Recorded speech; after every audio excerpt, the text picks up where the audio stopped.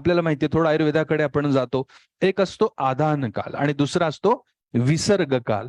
असे दोन काळ आपल्याकडे आयुर्वेदाचार्यांनी सांगून ठेवलेले आहेत. म्हणजे काय, आदान हे उत्तरायणामध्ये येतं आणि विसर्ग जे आहे ते दक्षिणायनामध्ये येतं. थोडक्यात समजून घ्या, आपल्याला दत्त उपासनेकडे जायचंय.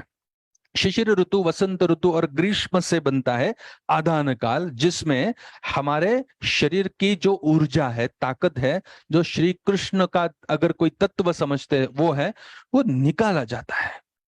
प्रकृति लेती है और लौटाती भी है, कहीं कुछ जाता आता नहीं है, हम प्रकृति का भाग है, सब इस प्रकृति में ही है, यहां से कहीं बाहर जाता नहीं। इतना मालूम पड़ता है कि इस शरीर से शक्ति बाहर गई, बस ये काम होता है आदान काल में। उसमें जो ग्रीष्म ऋतु है उसमें दौर्बल्य ज्यादा है, वैसा ही जो मतलब निगेटिविटी ज्यादा है, तो यह निगेटिव प्रकार का काल रहा।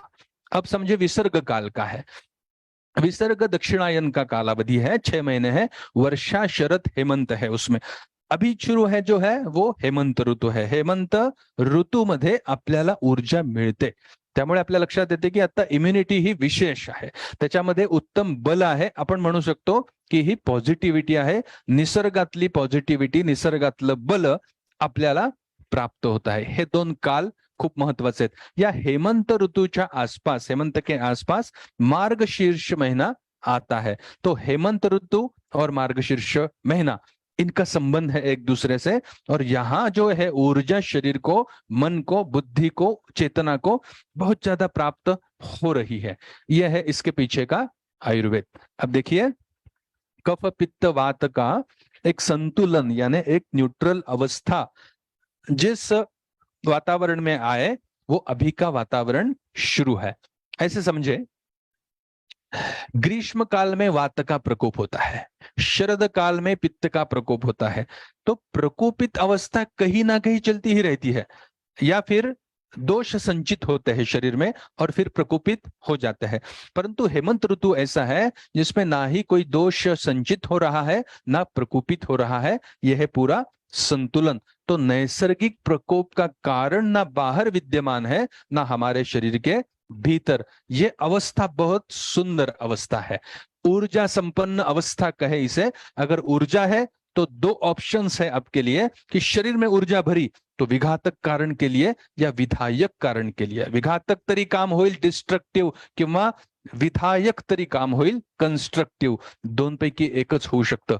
आता लक्षात असं घ्यायचं, ब्रह्म, विष्णू, महेश अशा 3 देवतांच्या ऊर्जेचं संतुलन म्हणजेच कफ पित्त वात तत्वाचं संतुलन।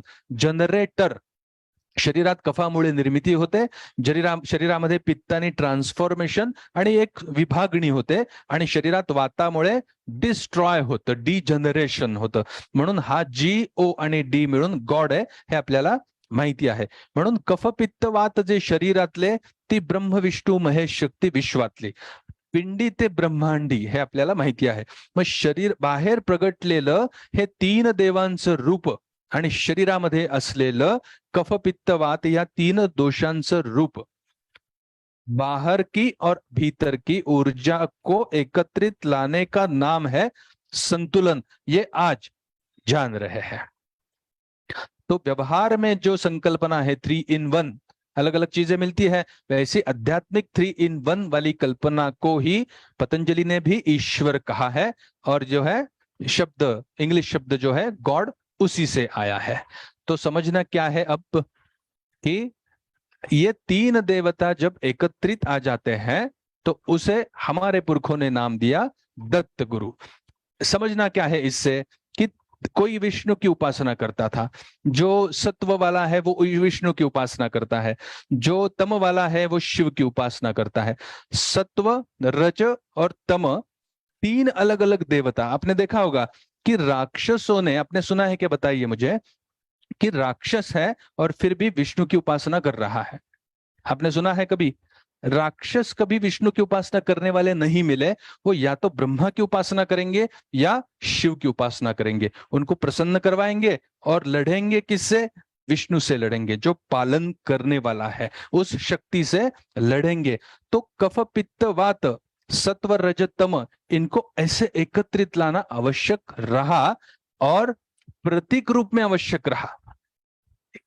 तीनों शक्ति को अगर एकत्रित किया जाता है, अगर तीनों शक्ति एकत्रित विपरीत हो जाती है तो सन्निपातिक प्रॉब्लम शरीर में आते हैं। लेकिन ये तीनों एकत्रित अच्छा काम करते हैं। ऐसा समझे कि 100% अगर कोई सर्कल है तो उसमें 33.33% ऐसे तीनों है। तो ये हुआ पूरा का पूरा संतुलन। अभी संतुलन को कैसे दिखाए?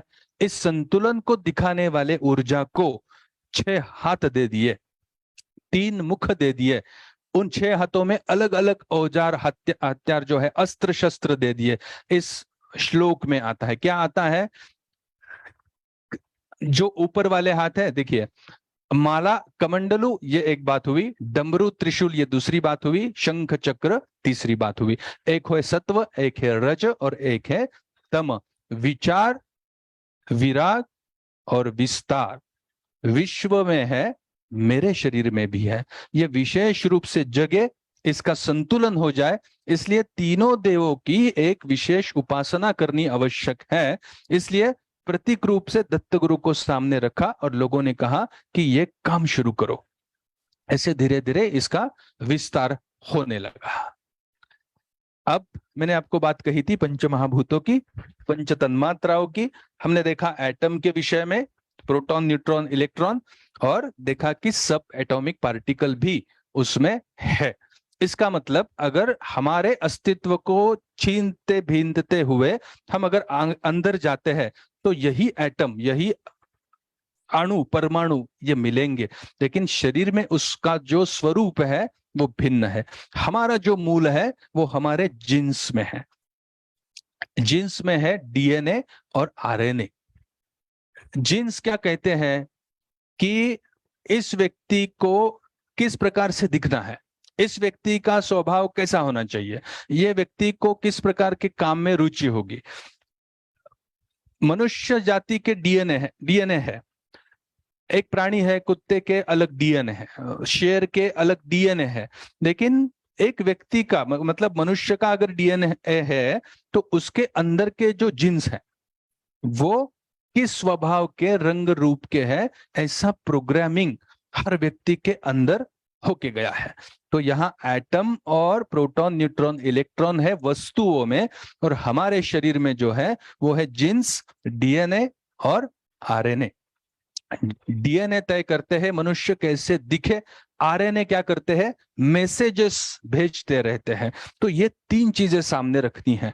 हमारा अस्तित्व इन तीनों के बीच में है और तीनों के आसपास घूमता है। ये शरीर जो दिखता है वो है स्थूल शरीर, जो नहीं दिखता वो जो पेशी है उसके भीतर छुपे है जीन्स, उसके भीतर है डीएनए, उसके ही भीतर है आरएनए। तो अगर हमारा अस्तित्व को पूरी तरह से खोजना है तो पेशी में उतरना होगा। इस बात के लिए ये स्लाइड मैंने आपके सामने रखी है। डीएनए और आरएनए जो है वो प्रत्येक सेल में है। सेल का भी जो ब्रेन है यानी न्यूक्लियस है उसमें है। जैसे हमारा जो ब्रेन है वैसे सेल का भी एक ब्रेन है।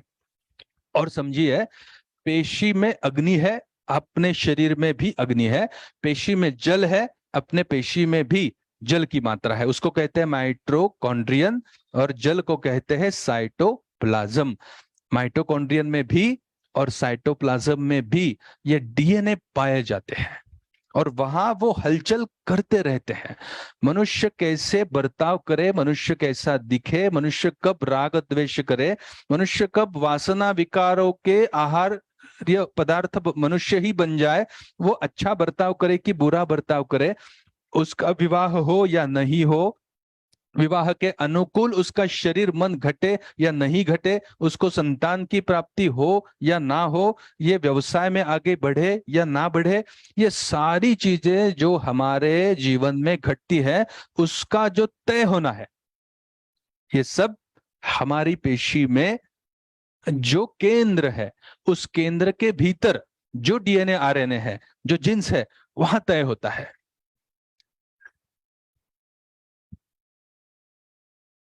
मेरे हिसाब से मैं समझा पा रहा हूं आपको, है ना? तो जितना सूक्ष्मतम जाए, अंदर जाए, तो समझ में आती है बात कि ये सब जो मुझे दिखता है उससे भी सूक्ष्म बहुत ज्यादा कुछ है शरीर में, और सारी चीजें वहां तय हो रही है, सारा कुछ वहां हलचल हो रहा है। मेरे शरीर से दूसरे शरीर की उत्पत्ति ये एक छोटे पेशी की है, बस एक पेशी है जो जिन्स से, जो डीएनए से, आरएनए से भरी है। वही जाके उसका फैलाव मेरे माँ के पेट में होगा, और फिर मैं बड़ा होऊंगा, फिर मेरी नई पीढ़ी तैयार होगी। लेकिन उसका जो मूल है, उसका भी जो मूल है, वो एक सूक्ष्म पेशी की जिन्स के ऊपर माइटोकॉन्ड्रियन में, साइटोप्लाज्म में, ऐसा ये सब कुछ दिखाई दिया। जो है पांचभौतिक खुद का अस्तित्व, और जो है मन, बुद्धि और चेतना, इनका जो है ट्रांसफॉर्मेशन यदि किसी को करना है, हम चाहते तो है की जहां है उससे ऊपर उठे, मनुष्य आहोत, महामानव व्हावं अशी जी इच्छा आतून असते, त्या दृष्टीने मनुष्य काही ना काहीतरी, कुछ ना कुछ वो करता है। ये जो करना है वो जब तक बाहर की लेवल से अंदर तक नहीं पहुंचता, ये सब एटॉमिक लेवल पर नहीं पहुंचता, इसका संस्करण, प्रोग्रामिंग जिन्स, डीएनए, आरएनए तक अगर जब तक नहीं होता, तब तक मनुष्य ट्रांसफॉर्म नहीं होता। और जब हम अंदर झांकते हैं, अंदर जाते हैं और अंदर ट्रांसफॉर्मेशन करते हैं, तभी मनुष्य में छिपा ब्रह्मा है, विष्णु है या महेश है, प्रोटॉन, न्यूट्रॉन या इलेक्ट्रॉन है, सत्व, रज या तम है, स्वर्ग, नरक या मोक्ष है, ये सारी चीजों का संतुलन जाग के सामने आ जाता है। यदि कोई ऐसा करना चाहता है, पूरी तरह से संतुलित होना चाहता है, तो उसके लिए आवश्यक है दत्त की उपासना। ये सारी वैज्ञानिक, आयुर्वेदीय और भौगोलिक बातें मैंने आपको कह दी। अब बात आती है कि मुझे अगर अंदर से, भीतर से ट्रांसफॉर्म होना है, तो मैं कैसे करूं काम? उपासना करावी कशी? कुणी करावी? काही अनुग्रहाची गरज आहे का? स्त्रियांनी करावी का? खडक असते का? सोवळं असतं का? वगैरे अनेक प्रश्न सगळ्यांच्या मनामध्ये असतात। याहूनही जर कुठला महत्व असेल प्रश्नाला, ते आहे उपासना का करावी, क्यों करें हम? ये सारा जो अभी मैंने कहा आपको पिछले आधे घंटे में, वो सारी चीजें ध्यान में रखते हुए, उस बैकग्राउंड पर खड़े होकर के अब आगे की साधना की बात सुने कि क्यों करे ये सब। देखिए, समर्थ रामदास कहते हैं, उपासनेचा मोठा आश्रयो, उपासने विण निराश्रयो, उदंड केले तो तरी तो जयो प्राप्त नाही। कितना भी काम करे, मेहनत करे, साधना करे, सॉरी साधना नहीं, मेहनत करे, काम करे, पैसा कमाने, धन कमाने में जुटे, फिर भी जयो प्राप्त नहीं, वो तो प्राप्त होगा नहीं। वो कब होगा? जब उपासना चल रही है, तभी ये हो सकता है। तो कौन करता है उपासना? सबको थोड़ी लगता है कि उपासना करे। त्यामुळे बघा, बद्ध, मुमुक्षु, साधक आणि सिद्ध 4 स्तर आहेत। मानवाकडून महामानवाकडे जाण्यासाठी 4 स्तर आहेत: बद्ध, मुमुक्षु, साधक, सिद्ध। काय बद्ध म्हणजे काय? बघा, थोडक्यात बघा, द्रव्यदारा तेची तीर्थ, द्रव्यदारा तेची परमार्थ, द्रव्यदारा सकल स्वार्थ म्हणे तो बद्ध। जे दिसते, जो दिख रहा है, जो है मेरा जीवन, परिवार है, पारिवारिक सौख्य है, खाना पीना है, बस इसका जो चिंता करता रहता है, विचार करता है, वो है बद्ध। फिर धीरे धीरे थोड़े से संसार में उलझते हैं, फिर जो है आपण म्हणतो चटके बसतात संसाराचे। मग असं लक्षात येतं की अहंता सांडोनी दुरी, आपणास निंदी नानापरी, मोक्षाची अपेक्षा करी, या नाव मुमुक्ष। हळूच एक किरण फुटतो, ज्याचे थोरपण लाजे, जो परमार्था कारणे झिजे। असं वाटायला लागतं, अरे कुठेतरी जाऊन काहीतरी साधना केली पाहिजे, संतापायी विश्वास उपजे, या नाव मुमुक्ष। हळूहळू स्वार्थ बाजूला ठेवायला लागतो, स्वार्थ सांडून प्रपंचाचा, हव्यास धरिला परमार्थाचा, अंकित होईन सज्जनाचा म्हणे। आता मी कोणाच्या तरी जवळ जातो, काहीतरी साधन करतो, थोडं काहीतरी पुढे जाऊन काहीतरी उपासना करतो, अशी जी इच्छा आहे ती आहे मुमुक्ष। आपण स्वतःचं परीक्षण करायचं कि क्या मैं बद्ध हूं? पूरा पृथ्वी, जल, तेज, वायु, आकाश, प्रपंच में उलझा हूं, या थोड़ा आगे चल के मुमुक्ष तत्व पे आया हूं? अगर यहां आते हैं और आगे बढ़ते हैं तो क्या होता है? पंचभूतांचा विस्तार, जयासी वाटे स्वप्नाकार, निर्गुणी जयाचा निर्धार, या नाव साधक।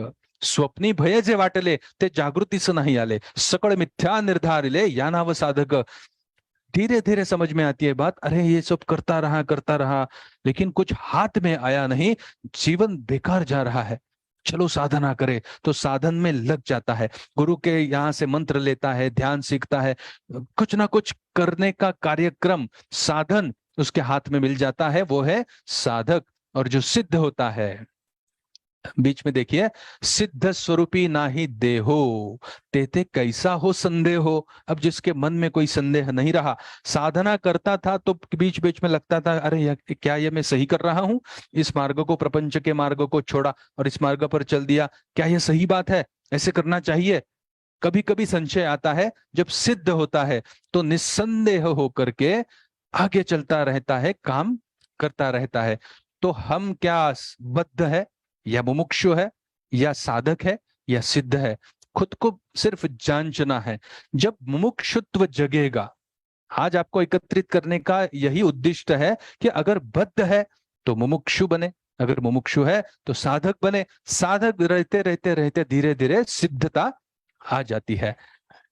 दुसरं म्हणतात समर्थ, उपासनेला दृढ चालवावे। मग का दत्त उपासना? दुसरा प्रश्न महत्वाचा आहे। अमूलाग्र परिवर्तन तुमच्यामध्ये होण्याची इच्छा असेल तर दत्त उपासना नितांत महत्वाची। बाकी उपासनांनी होणार नाही का? होईल, पण दत्त तत्व, त्याच्यामध्ये असलेले त्रिगुण, त्रिदोष आणि सगळ्या गोष्टी संतुलित होऊन आपल्या मूळ अस्तित्वापर्यंत जातात, अणुपरमाणूंपर्यंत जातात, आपल्या जीन्स पर्यंत मोठा आघात करतात। मूल म्हणजे काय? पेशी, जीन्स आणि डीएनए म्हणजे काय बरं? याला आपण म्हणतो पितर। म्हणजे असं की माझ्या या शरीरामध्ये असे जीन्स आहेत ज्याच्यामध्ये माझे वडील पण आहेत, माझे आई पण आहे, त्यांचे आई वडील आहेत पण जे आहेत, खापर पण जे आहेत, अशा सगळ्या अनंत पिढ्या या माझ्या शरीरात आहेत। माझ्यापासून या शरीरातून जी निर्मिती होईल, त्यापासून जी निर्मिती होईल, तिथून पुढे पुढे सुद्धा याच सगळी हीच पितर सगळी पसरणार आहेत। याला आपण पितर म्हणतो। पेशी, जीन्स आणि डीएनए वर असलेले संस्कार म्हणजे पितर असं तुम्ही म्हणू शकता। आपले पूर्वज, त्यांनी केलेली सत्कर्म, त्यांनी केलेले दुष्कर्म यांच्या सहित ते आपल्या शरीरात जिवंत आहेत। लक्षपूर्वक ऐका हा, आपल्या शरीरामध्ये आपली पितर जिवंत आहेत, सत्कर्म आणि दुष्कर्मांसहित हमारे ही शरीर में मौजूद है हमारे सारे पुरखे। अब सारे लोग अच्छे हो गए ऐसा नहीं है, सारे लोग बुरे हो गए ऐसा भी नहीं है, एकत्रित मिलाप है हम, जो हमारा जो अस्तित्व है इन पितरों के गुण दोषों का मिलाप है। तो मुक्ति चाहता है जो व्यक्ति, उसे आवश्यक है कि पितरों की ऋण से मुक्त हो जाए। अब जो मेरा अस्तित्व है वो सिर्फ मैं ही रहूं, जो भी मेरा भूतकाल है सारा का सारा खत्म हो जाए और सिर्फ मैं रहूं। फिर दर्शन होता है भीतर, वो संत वो काम कर जाता है दर्शन लेने का। ऐसा जिस व्यक्ति को इच्छा है वो भीतर झाके देखे और पितरों की मुक्ति का कार्यक्रम शुरू करे, उसको कहे दत्त की उपासना। ये कौन सा चक्र है? मणिपुर चक्र है, बिल्कुल सही। अब दत्त उपासना कोई शुरू करता है, समझो आपने शुरू की तो क्या होता है या करते भी रहेंगे। देखिए यहाँ अलग अलग अक्षर दिखते हैं। मंत्र शास्त्र का मैंने बड़ा लेक्चर लिया था। यहाँ देखिए आपको त और द दिखाई दे रहे हैं क्या? तो दत्त में जो अक्षर आते हैं वो इस चक्र के भीतर मौजूद है। जो कहेगा दत्त दत्त दत्त दत्त, उसके शरीर में मूलाधार मणिपुर चक्र का जागरण तत्काल शुरू होगा। मणिपुर चक्र का तत्व है अग्नि, अग्नि से ही होता है रूपांतरण। ऐसे व्यक्ति पहले शरीर से, फिर भीतर जाके मन से, फिर ऊर्जा की स्तर पर धीरे धीरे ट्रांसफॉर्म होने लगता है। दत्त तत्व की उपासना करते हुए, मणिपुर को जागृत करते हुए। तो करना क्या है उसको? श्री गुरुदेव दत्त, श्री गुरुदेव दत्त, श्री गुरुदेव दत्त, बस ये काम करते रहना है। जो व्यक्ति नियमित रूप से करेगा, लंबे अरसे तक करेगा, उसके मणिपुर की जागृति विशेष रूप से होगी। वो पहले जैसा नहीं रहेगा, वो बिल्कुल बदल जाएगा। बहुत सारे जो विष्णु के तत्व है, जो ब्रह्म के तत्व है, जो शिव के तत्व है, सारे एक साथ उसके शरीर में जागृत होते मालूम पड़ेंगे, उस व्यक्ति को भी और उसके आसपास जो व्यक्ति रहते हैं उसके भी मन में। तो गुरुदेव दत्त ये जाप है विशेष। अब इनकी एक परंपरा चलती है, कोई विज्ञान की बात नहीं है, ये श्रद्धा की बात है। कोई कहता है कि नृसिंह सरस्वती है, उनका मैं ज्यादा मानता हूं। कोई कहता है स्वामी समर्थ है, उनको मानता हूं। कोई कहता है श्रीपाद श्रीवल्लभ है, उनको मानता हूं। ये दत्त तत्व जिनके भीतर विशेष रूप से जागृत हुआ, वो कहे गए कि दत्त के अवतार है। स्वामी समर्थ, श्रीपाद श्रीवल्लभ आणि नृसिंह सरस्वती। त्याच्याबरोबर खूप मोठी परंपरा आहे, ज्यांच्या अंतरामध्ये हे दत्त तत्व जागलं। मग कोणी म्हणेल की जप नाही मी करत, मी काय करतो, मी पारायण करतो, काहीच हरकत नाही। पारायण म्हणजे काय? काया वाचा आणि मनानी पूरी तरह से समर्पण और तद्रुपता का मतलब है पारायण। हम कहते हैं उत्तरायण, उत्तर की ओर जाना, दक्षिणायन, दक्षिण की ओर जाना। वैसे पारायण यानी पार जाना,